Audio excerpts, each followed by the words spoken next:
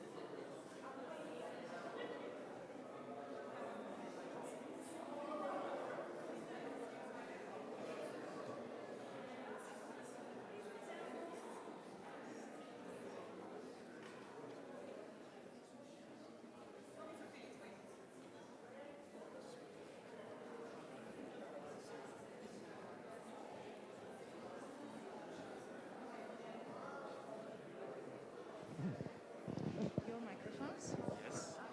I will just make a presentation. Okay. Good. Yes. The same.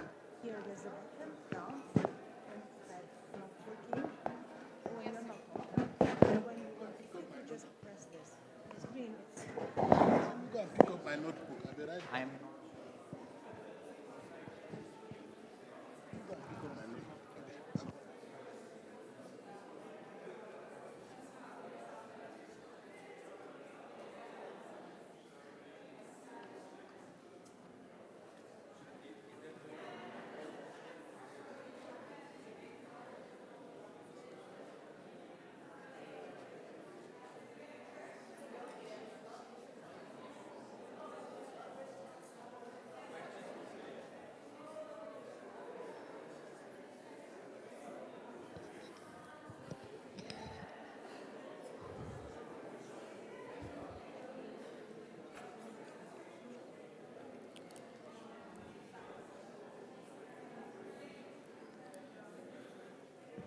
Where did our esteemed speaker go?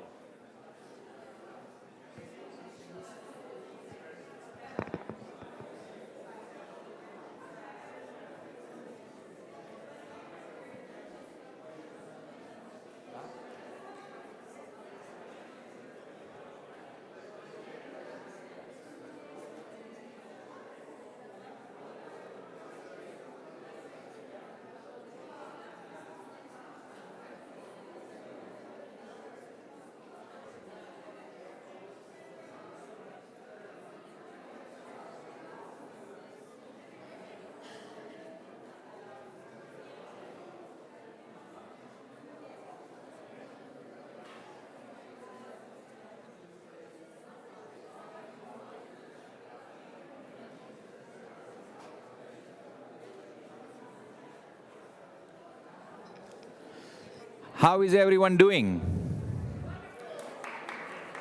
Great. Thank you all for being here. We will start the plenary now. One of the things before we begin that I want to remind you, something that Louis had said, is it is very important to safeguard your trustworthiness. I want to remind you about that so you can do that for the session. Now in the morning, we learned about the state of trust and integrity in democracy. And as we looked at it, it looked pretty bleak and dark. But we are IofC. And in IofC, we've learned something. And that is, it is better to light one candle than two. So today, It's better to light one candle than to curse the darkness. Better to let its bright light show where you can. For its glow will melt the dark night coming off the and will be born from that small flame in your hand.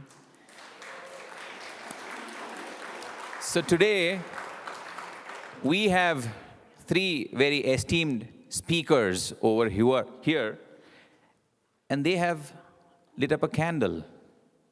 They all belong to civil society organizations, and in their own right, they have lit up a candle which is spreading light to so many places, to so many people, and making a massive difference.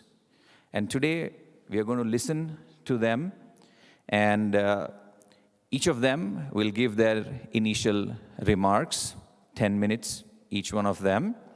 And then we will go into little groups, and they will also participate with you, come around, be with you, spend some time.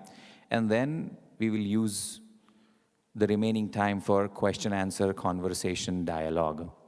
So with that, I would like to invite Wolfgang to give your remarks and tell us about what you do, what civil society means to you, and how this massive conglomerate that you've created to give voice and agency is operating. So, Wolfgang.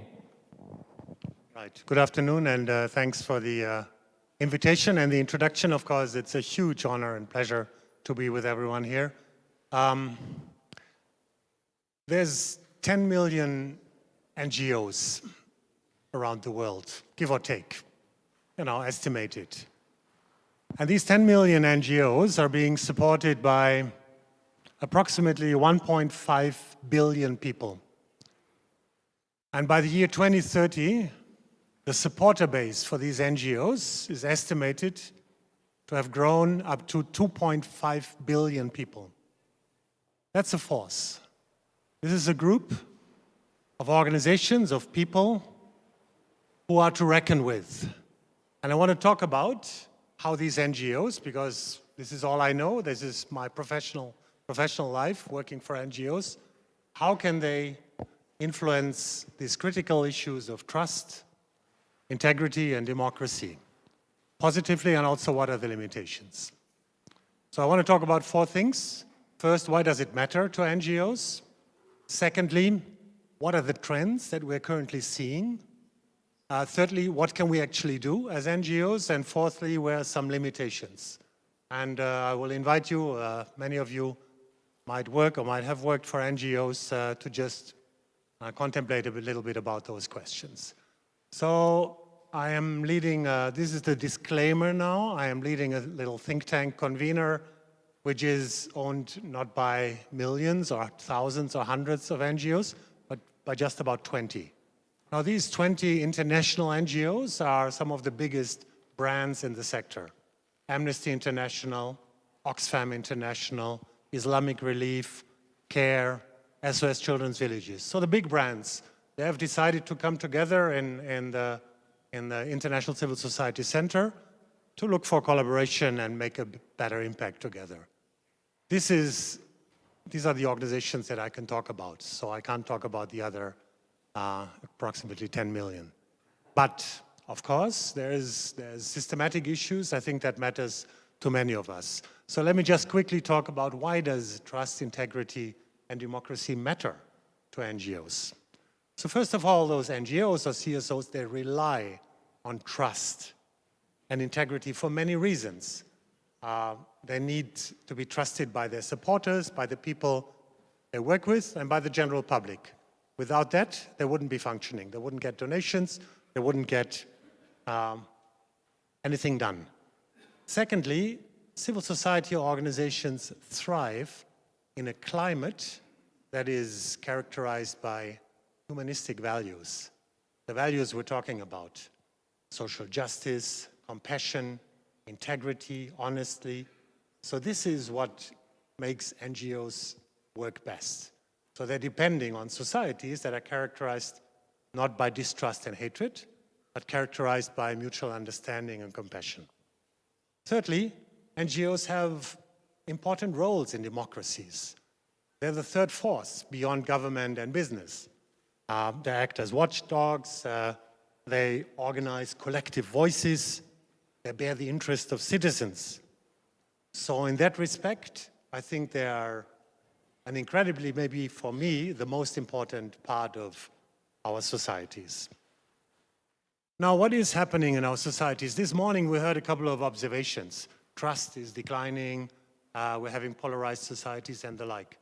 I think there's a lot of feelings and emotions around this. What I like to look at early in the year is a more scientific approach to what is happening around trust in our societies. And this is through an annual publication that comes out of a think tank in the US. It's called the Edelman Trust Barometer. Many of you might have seen this. It comes up with a new kind of report every year, and it comes up with interesting observations. They measure how people trust in governments, in media, in business, and in NGOs. And they do this not in every country of the world, but basically in quite a number of countries that matter.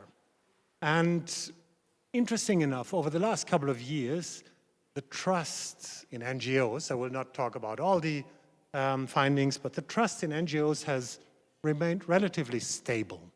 It's about 60% of people who put a lot of trust in NGOs. It's less than business. People trust more in business, interesting enough, or their employers. But it's more than government and media. Half of the people of the surveyed countries trust in government and media. But the 60% of NGOs is quite something. And it's a stable kind of figure. Now, there's of course concerning developments, because the latest observations this year is not an overall kind of decline in trust, but there's some things that are happening that make us concerned. First of all, there's a growing discrepancy between what they call the informed elites and the mass population. The mass population trusts less and less in institutions like NGOs, governments, and the like. The informed elites, more and more. That's a concerning development. There's about 10 basic observations. I can't report all of them, but one of them which we are actually also observing is that the divisions in societies are becoming more and more entrenched. There's less and less chance for people to understand each other. That also means that ideology, the things that we believe in, become our identity. We are less and less able to distinguish ourselves from what we believe in. So that leads to more polarization. And a last observation is the social fabric, the things that bind us together, weakens. Okay, so there's less and less things that bring people together, even over diversing political or other opportunities. Now, the third thing I want to talk about, what is our spectrum of intervention? What can NGOs do in such a climate, in such a societal kind of situation? Now, NGOs are usually very, very strong when it comes to following their mandate. We have a colleague here who will talk about her mandate, mandate of her organization. We have organizations who work on human rights. They're usually very strong. Transparency International, very credible over corruption observation and the like. There's organizations who care for disabled people, for children. So in their realm, they're usually very strong. What very often they're not strong at is getting out of that, I'll use the word bubble, out of their mandate and explore the opportunities that they have beyond the actual mandates that they're following. And I think that's something we need to think about, because the power that NGOs have go way beyond what we think we stand for. I work with international NGOs, meaning NGOs that work outside their own headquarters or northern bases. I think that's a strength, but also a weakness. You get more impact and more credibility and legitimacy when you also focus on the domestic issues, and some organizations have done more of that, but it's something that is underexplored. And then lastly, the approaches that NGOs take in communication, for instance, are also not always very favorable. Many organizations work with very negative language. I think we heard that yesterday, the focus on narratives. How do we use words around the things that we want to change? If you want to mobilize the public, you need to find words and expressions and messages that energize people rather than make them scary. And of course, there's good reasons to talk about climate change as a deadly threat. But on the other hand, you lose the attention, you lose the support of people if you communicate too much in doomsday scenarios. So organizations like Amnesty International, for instance, have started investing in what they call a hope-based communication. So they don't only talk about the terrible human rights issues, but they try to find messages that engage people over common ambitions. There's a lot of examples on their website. It's quite interesting to see that because they realize there's much more chances to engage. And then the last point, what are the challenges that we're dealing with as NGOs? The obvious one, NGOs are not saints. We have integrity issues ourselves. You might have heard about the Me Too scandals of Oxfam. There's safeguarding issues over child-based organizations. And it's something that I think we just have to face, that is part of our reality, and we need to tackle that with courage, with self-reflection, with modesty, and need to be engaging people over the fact that NGOs are not free from failure. Another big challenge, I would say, is what some political analysts now call identity politics. So the fact that people, social groups, very often marginalized groups, start and increasingly identify themselves over their attributes, over what they think they are in division from other parts of the society, is partly replicated by NGOs. NGOs speak about certain groups of marginalized groups, and that plays into the agenda of those people who want to divide societies. And there's many out there, anti-right groups, who want to divide societies. And we'll hear about mis and dis and malinformation later on, also in a workshop tomorrow. So I think that's a... And the last point I want to make Okay. is, I mean, we heard about digital transformation yesterday, and I think it's just one of those other things that make things difficult for us. We don't have the internet, we have the splinternet, we have the internet that is divided. So these are things that we just need to overcome. Thanks for your attention. Thanks for reminding me that my time is over. My pleasure. Big round of applause.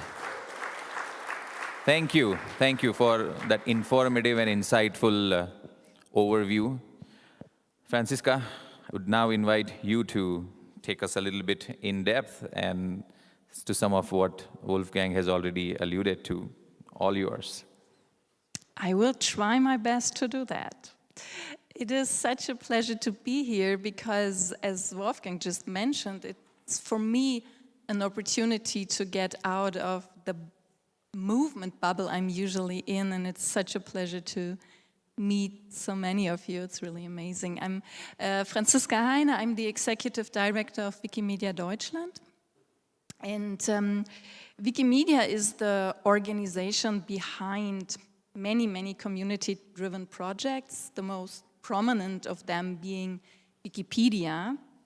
And our vision is it to enable every human being to freely share in the sum of all knowledge. And we support the many, many communities behind the more than 300 Wikipedia language version and other projects. We provide the technical and the financial and sometimes social infrastructure. We build open source software, and yeah, we also try sometimes, unfortunately, it's necessary to protect our volunteers and our communities in situation of crisis, because that sometimes also happens.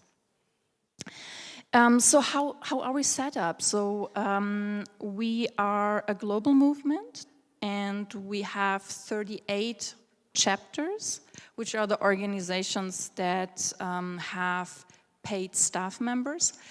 But we also have 140 user groups.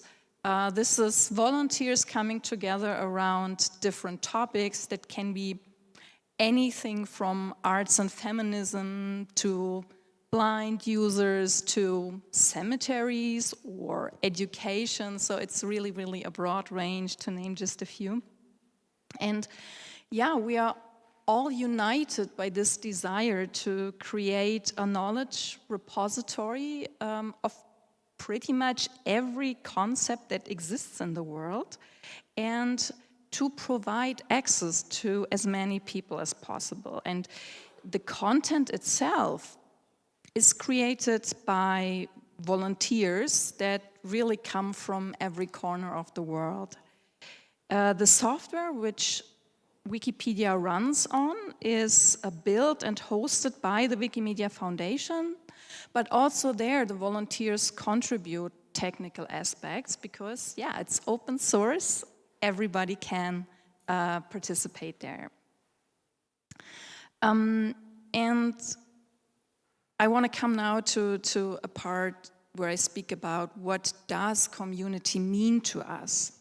And it's really important to me to stress that point, that our volunteers really do all the hard work.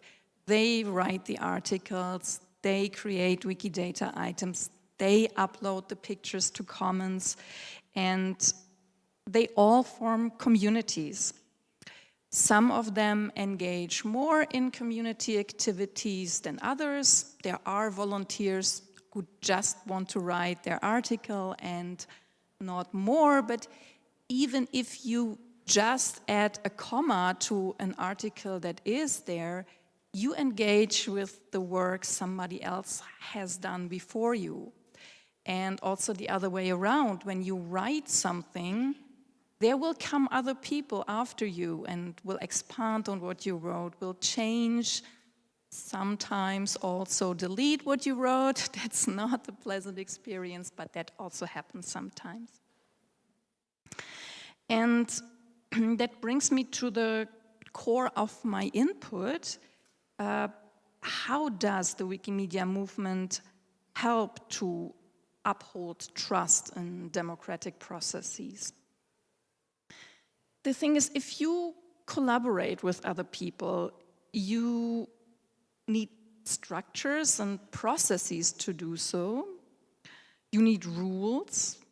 You need functions, which are people in our case, to uphold these rules.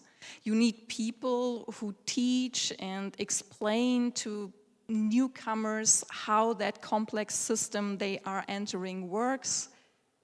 And all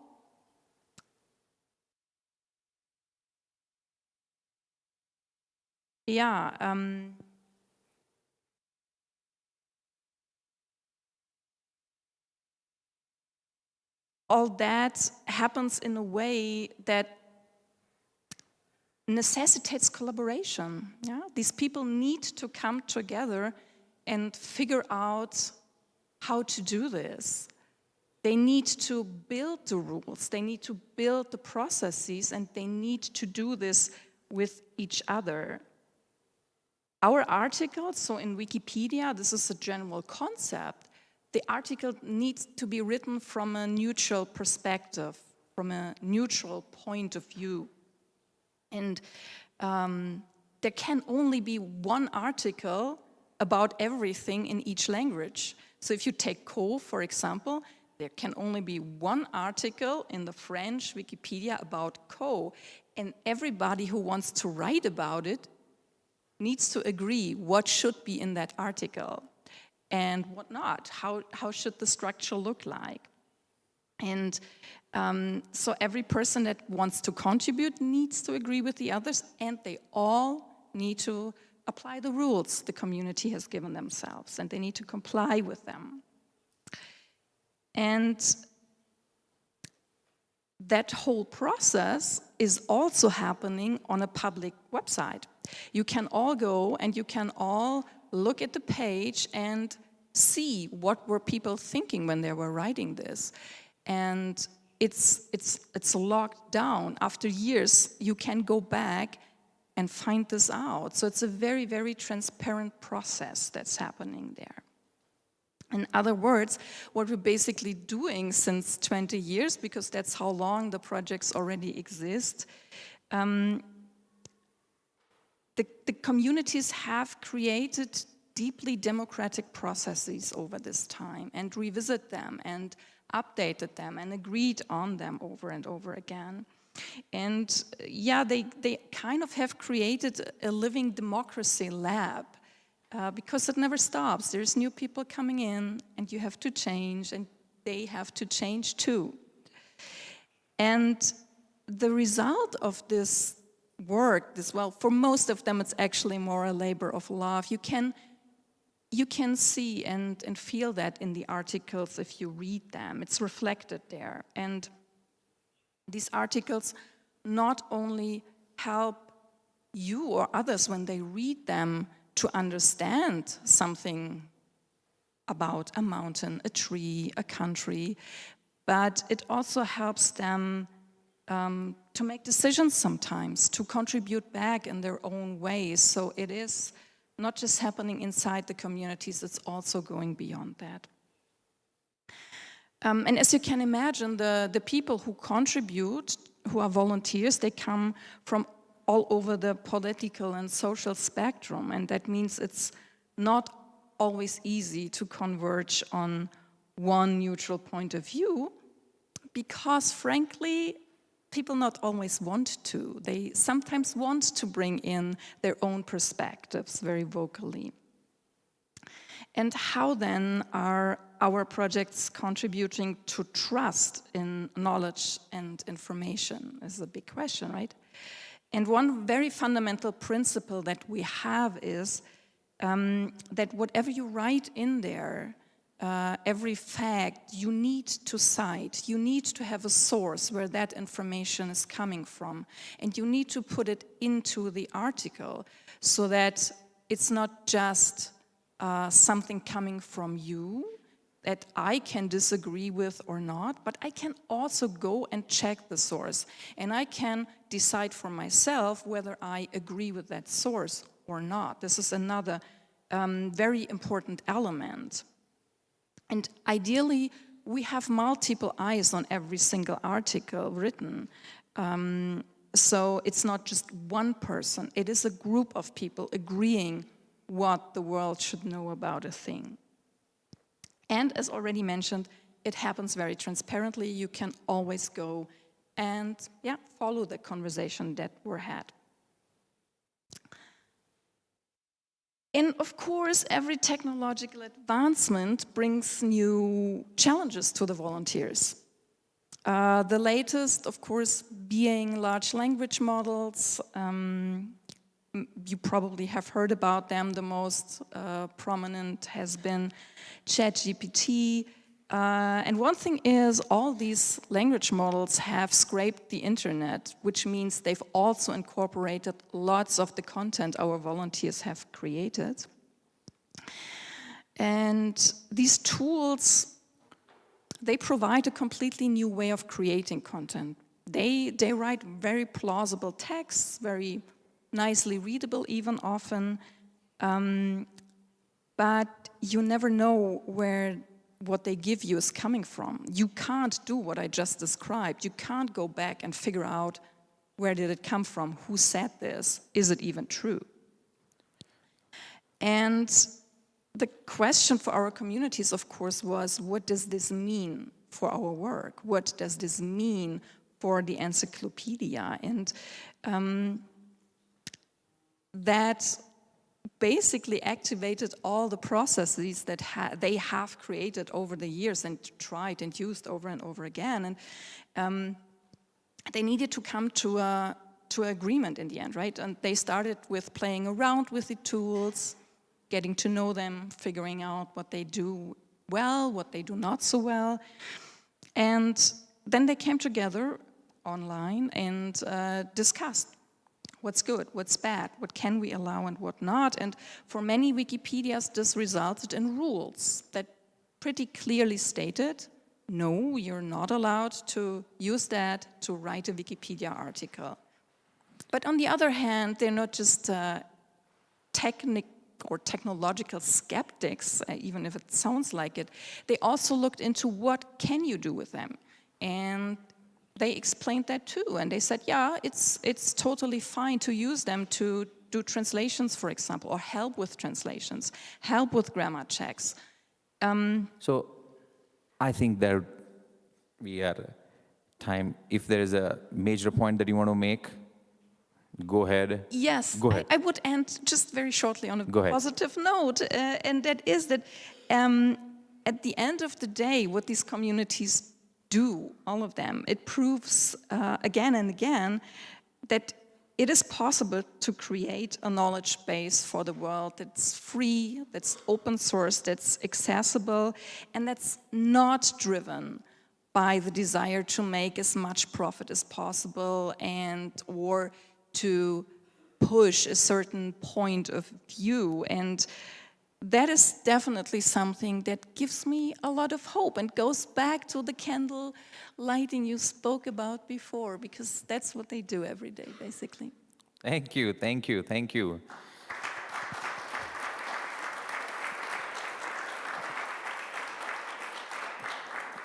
Access, affordability, not wanting to make profit, all music to my ear. And by the way, it was very fascinating to hear about Wikipedia, which is something that my students spend their entire life on, for whatever reasons. But now, Bishop Kuka, I invite you to share with us. Yep, that's on. We look forward to, yes, it's on. Well, thank you. I'm backing you, and that means I can't tell when my time is up.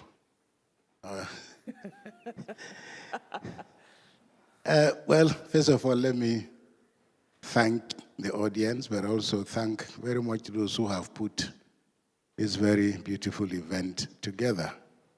I'd like to thank the Swiss government for their kind invitation, and really other speakers who have spoken before me.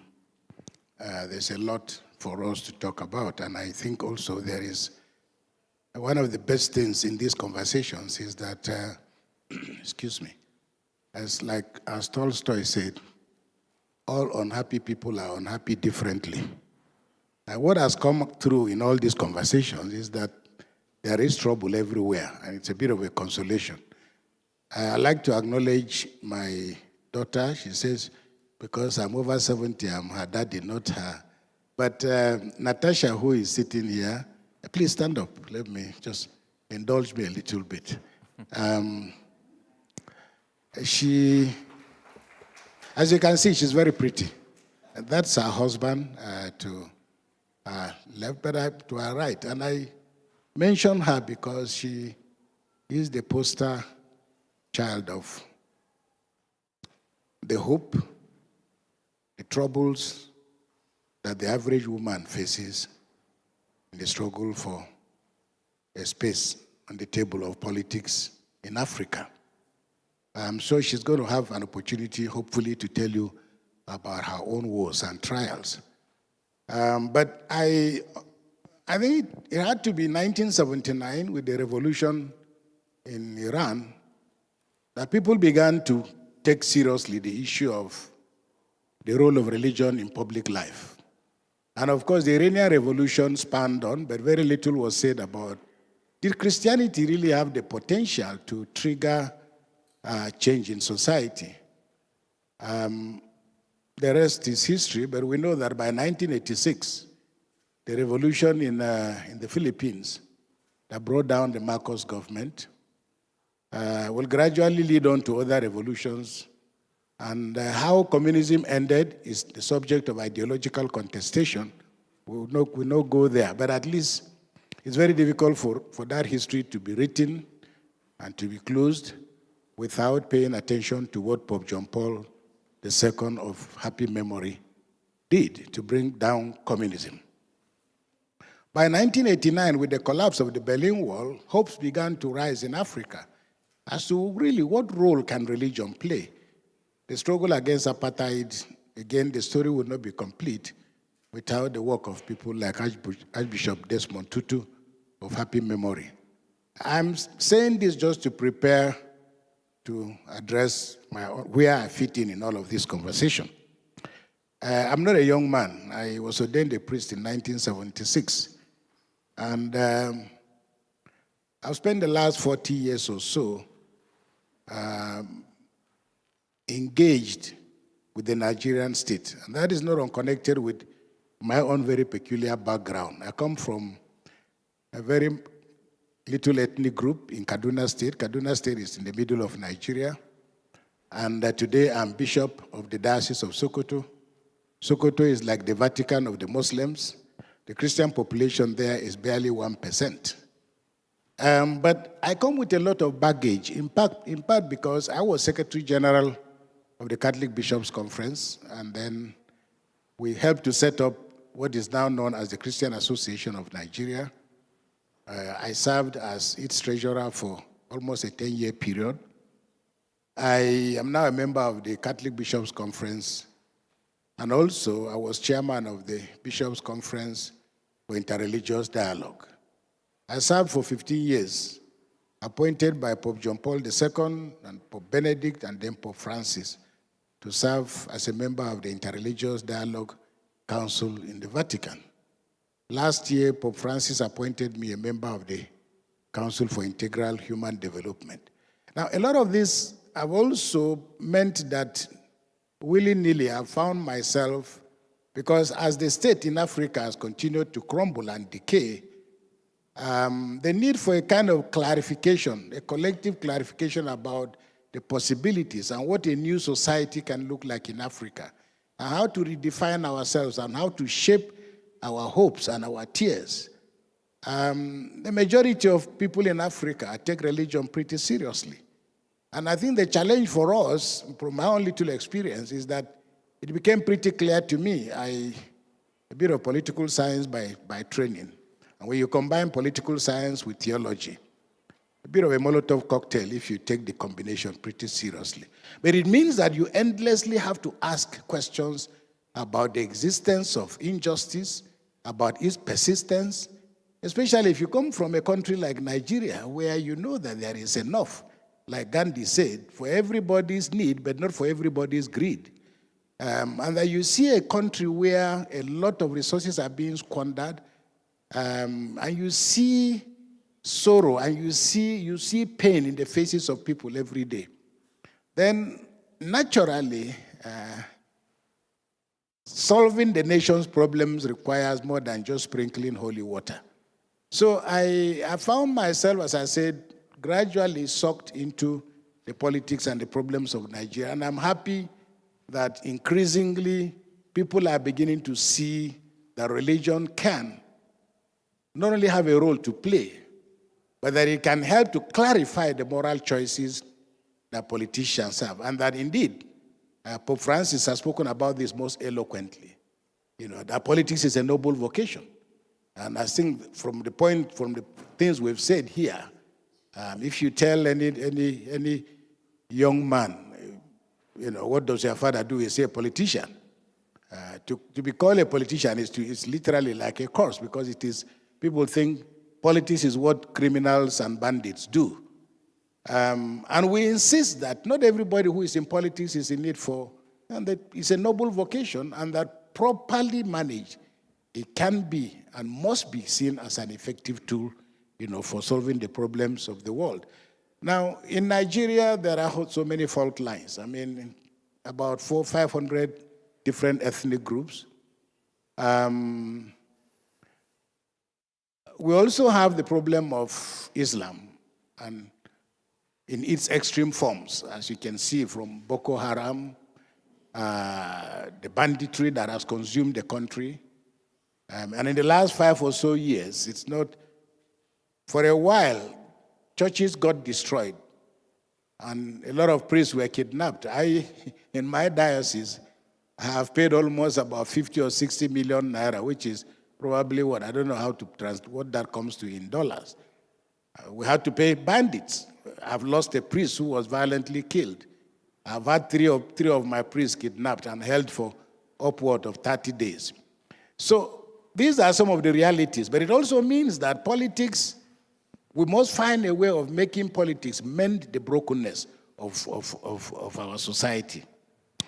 And now, of course, there is an increasing distrust of politics, but there is also a paralyzing feeling of helplessness by citizens who are lining up in rain, in sunshine, victims of violence. They are voting, but they are not choosing, because there is a difference between the votes that people cast and the results that they get. And increasingly, there is no measurable change or increase in the lives of ordinary people. So you're faced with a very angry population, and you can no longer just go around telling people to calm down. So the result, of course, is that the churches have done quite a lot of work. And as I said, we've managed to bring the Christian community together. We're also working in very close partnership with the Muslim community at the level of the leadership. But again, beyond just the voices of moral exhortation, there's very little that religious bodies can do. So we still have a challenge that ordinary citizens don't mistake the voice of the church for their own voices. Because I often say I do a lot of talking in Nigeria, and I meet a lot of people who say to me, "Oh, thank you for speaking for us." And I say, "No, I'm not speaking for you. I'm speaking for myself. When we were under the military, I could speak for you, but democracy is about finding your own voice." On a very practical level, in 2015, that was really one of the most dramatic moments when it looked as if Nigeria will either break. And of course, the year before, in 2014, there had been very seriously flawed elections in Kenya, and the late Kofi Annan of blessed memory had played a role.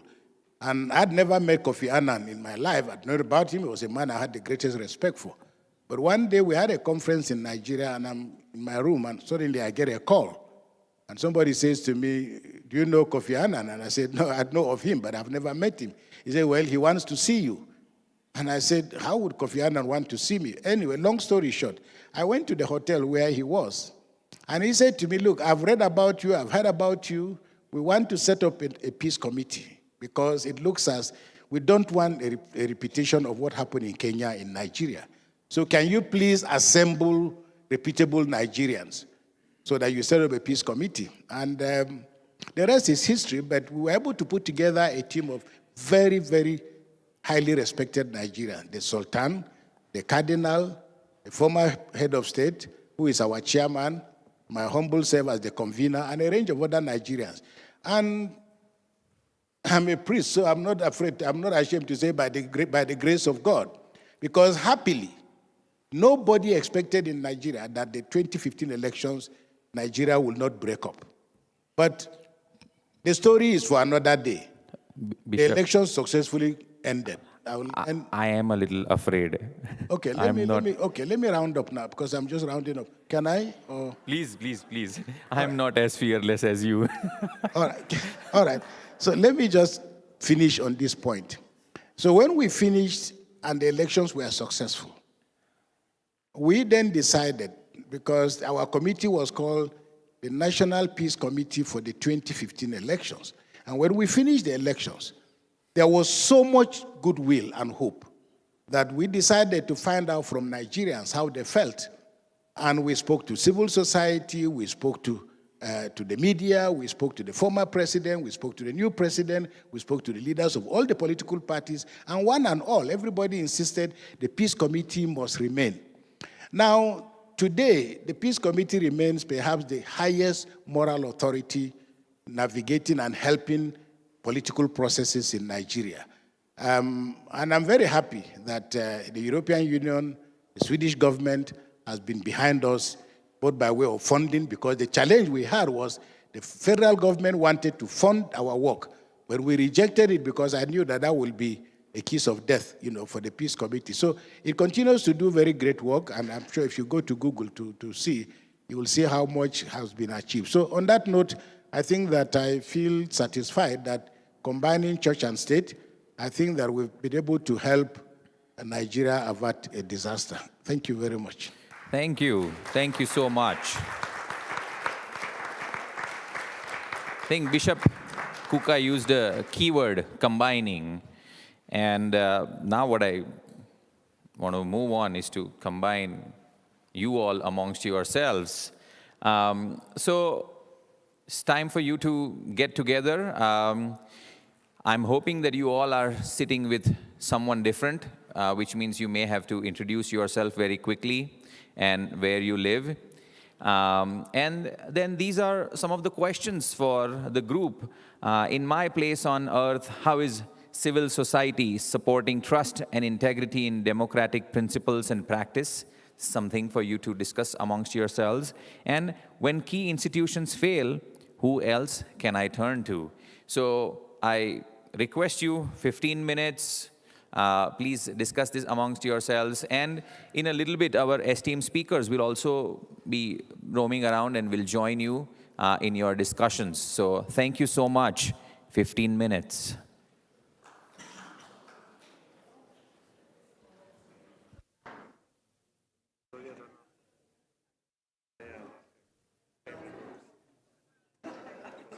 Thank you. Thanks for being such a candid moderator, for being so nice to us.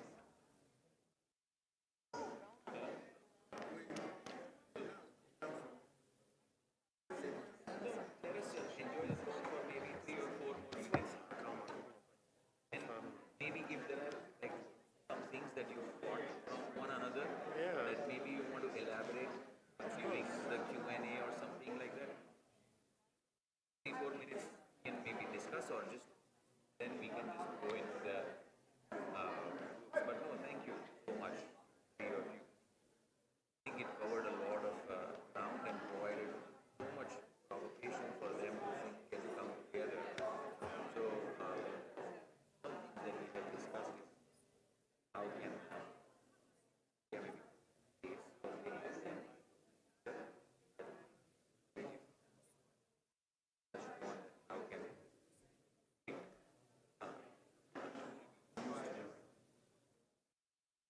together on that space as well, because many geographical spread out.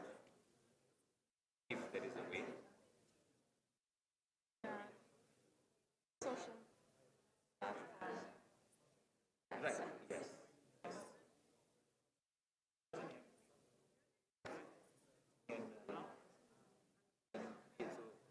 Coming together and having more voice. Yeah. And of course, I'm thinking about the experience of the bishop, what he's done in his diocese. I think the peace process is an interesting one because my organization was involved in a peace process in South Sudan. It took years, of course, but I found the strengths of the peace process coming from bottom up, much stronger than some of these guys who are now ruling the country. So the communities, the local churches, and of course some NGOs who were involved in this, I think made it possible, proves possible. Okay? So I'm wondering whether there's many examples like that, because sometimes peace processes are being, almost installed by, big powers.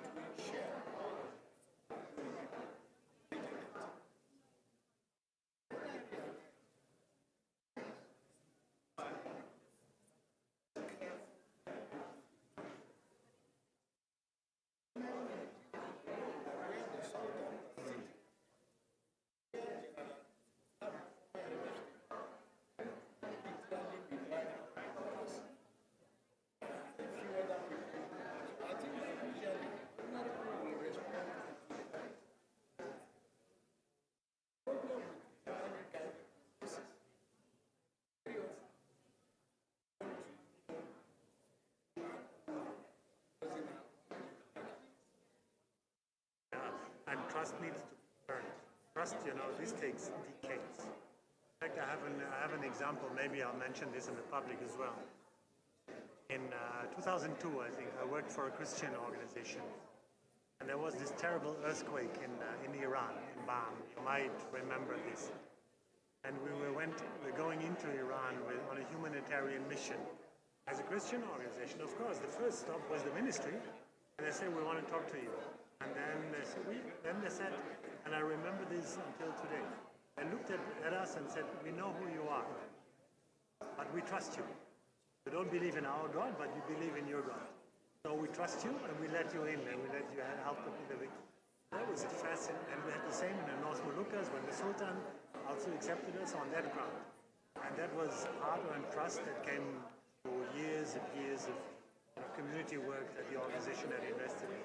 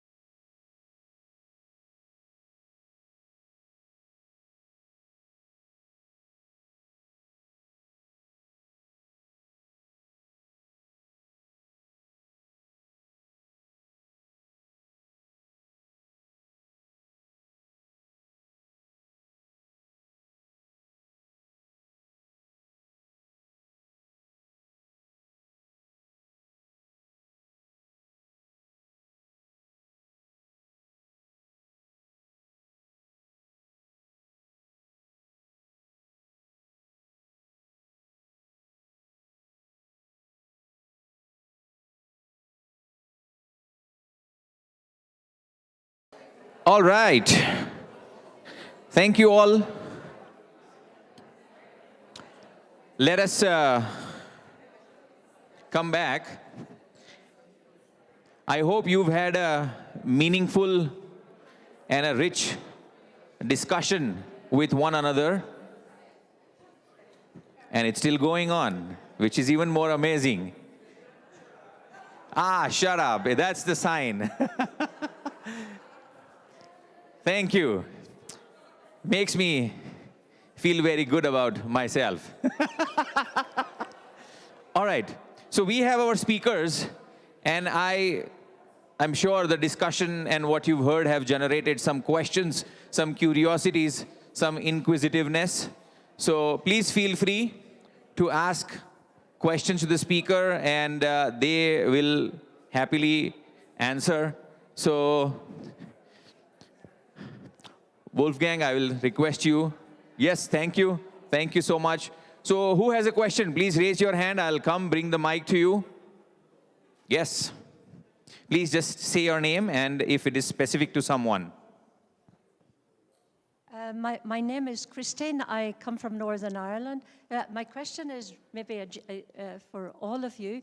Well, back in Northern Ireland in 2019, a local group called Building Communities Resource Centre ran different courses to give people skills to be able to write questions, pose questions, and giving information on who to approach if you have a particular problem, giving information on how to get together with other people. And like I was saying just now in the group, I think that the majority of people, probably in other countries too, do not have the skills or the confidence or the knowledge to know what to do or where to go. Thank you. Any one of you can maybe take that question, or you want to respond to it, please feel free.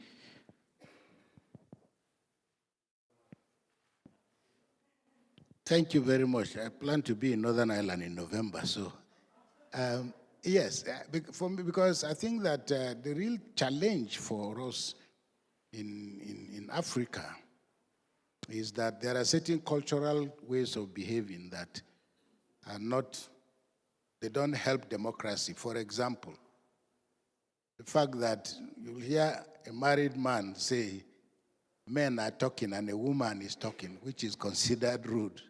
Or men are talking and children are talking. So really, and the essence of democracy is voice. And the challenge for our people is how do they reach those in power? And people have a tendency to respect those who are in power. And ordinary people have come to believe that the only responsibility they owe their celebration of democracy lies in their ability to go out and vote. And in the process of casting that vote, they manage to get given pittance. And after that, the man elected is in suspended animation until the end of his tenure. Then he comes back again. So, I mean, this is something I really like to follow up, because I think it is fundamental to how ordinary people who feel totally disempowered feel about their inability to engage with politicians after they have been elected. In Nigeria, for example, it's there that when you are an elected official, people are collecting money for, you're supposed to have 3 secretaries, you're supposed to have an office, and the people are collecting money, but they have offices that are only on paper, and the communities never see them, and they don't know whom they can talk to. So really, for me, this is very, very important to how our process is run. And before you respond, if you don't mind, can I collect 2 or 3 more questions, then maybe it will answer? Yeah. No, I'm not the boss. I wish I was.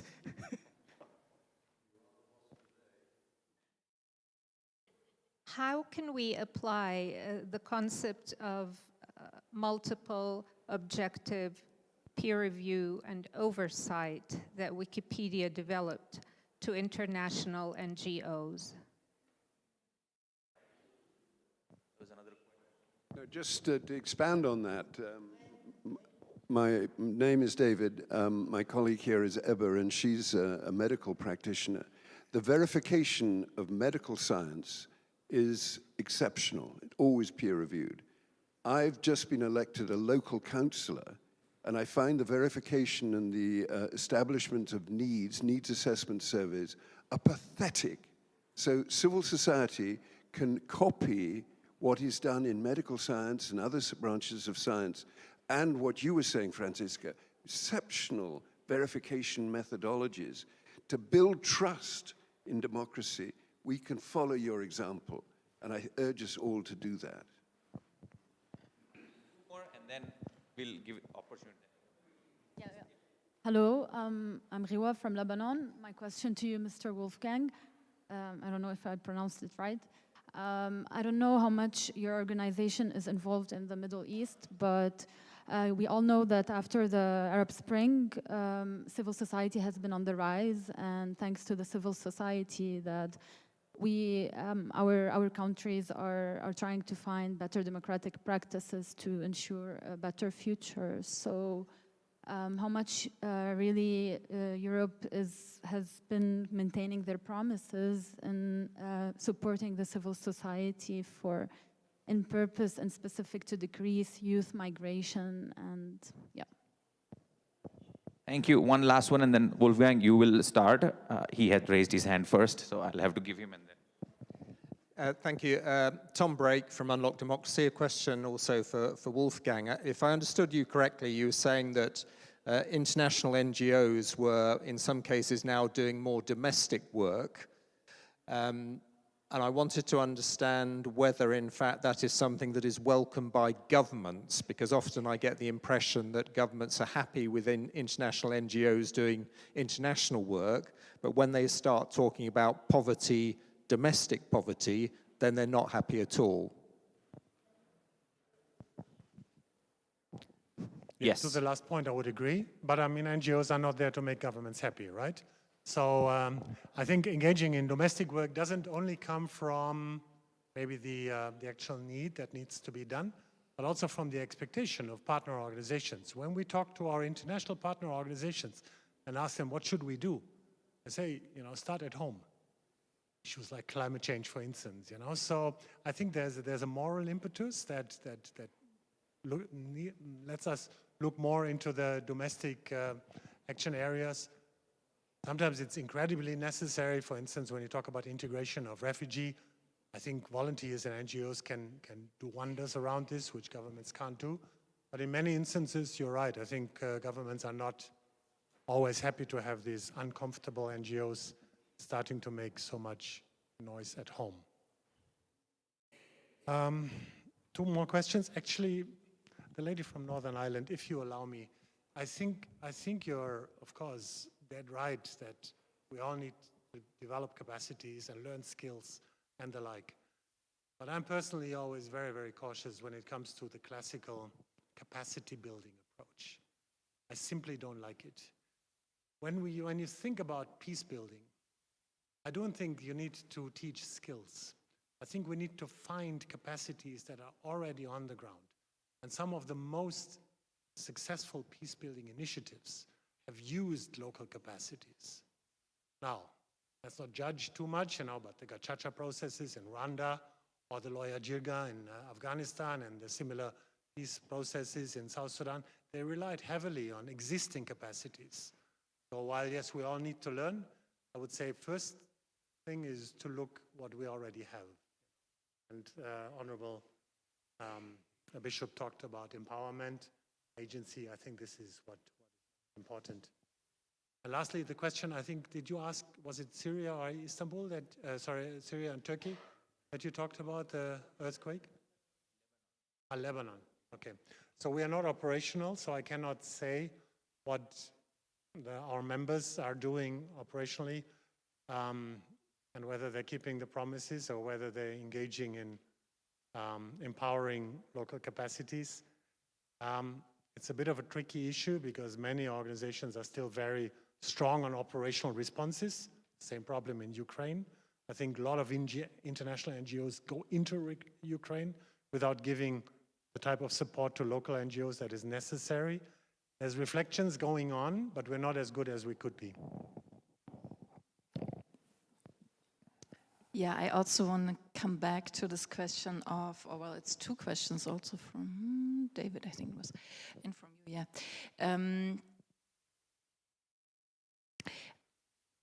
For me, it's about community building and placemaking. For me, these two concepts come together, that you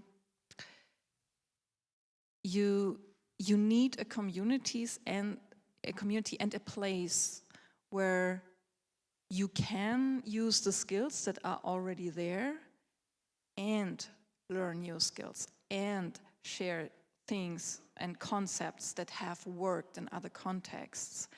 And that's why I think that is so important. And that can happen locally in a real physical space and place, but it also can happen in the virtual space. I think this is very powerful, because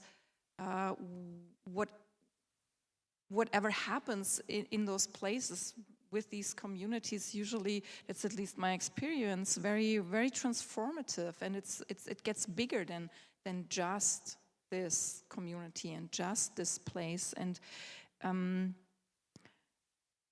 we think of the Wikimedia world on one hand as a movement, but also as being part of a bigger ecosystem.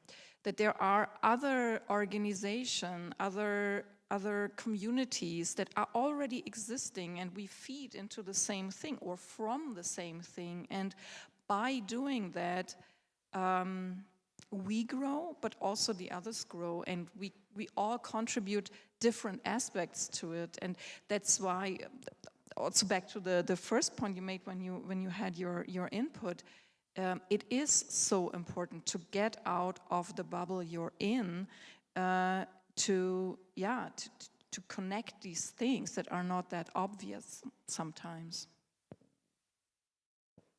Thank you. So, it is, I'm sorry, time, but the conversations can go on. They are here. I just want to quickly summarize that thank you so much for your insights, for your experience, and for your wisdom to this session. We started with something that the state of trust and integrity in democracy is a bit bleak and dark, and we in IofC are the ones who are used to and reminded to light a candle. So, if possible, let us all together sing the song, "It's Better to Light a Candle," and then I officially will end this plenary. So you all will have to join me, because as evident, I'm not even a decent singer. So 1, 2, 3, go. It's better to curse the darkness, better to let its bright light show where you stand, for its glow will melt the dark night, for the coming of the new dawn, and hope will be born from that small flame in your hand. A huge round of applause for our speakers. And a huge round of applause for yourself to be here, for your presence and your participation. Thank you so very much. Is there any announcements that need to be made? Yes? No? Well, you're free to go. Keep the conversations on. The gathering is on. Discharged and acquitted. Yes, I like that. Thank you. Thank you so much, everyone.